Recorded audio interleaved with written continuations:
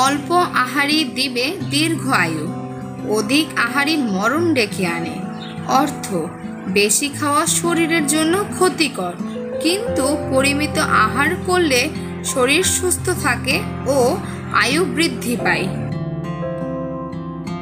দিনে ঘুম রাত্রে জাগা, শরীরের হয় সর্বনাশ।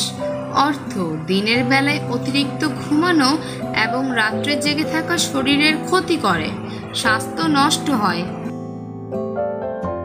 ভোজন শেষে গমন করো, রোগ ব্যাধি দূরে সর। অর্থ, খাওয়ার পর অল্প হাঁটাচলা করলে হজম ভালো হয় এবং শরীর সুস্থ থাকে। নিয়মিত স্নান অর্ধেক চিকিৎসা। অর্থ, নিয়মিত পরিষ্কার পরিচ্ছন্নতা শরীরকে সুস্থ রাখে, অনেক রোগ এড়ানো যায়। অল্প রাগে জলেই দেহ, অল্প হাসি করেই গুণ।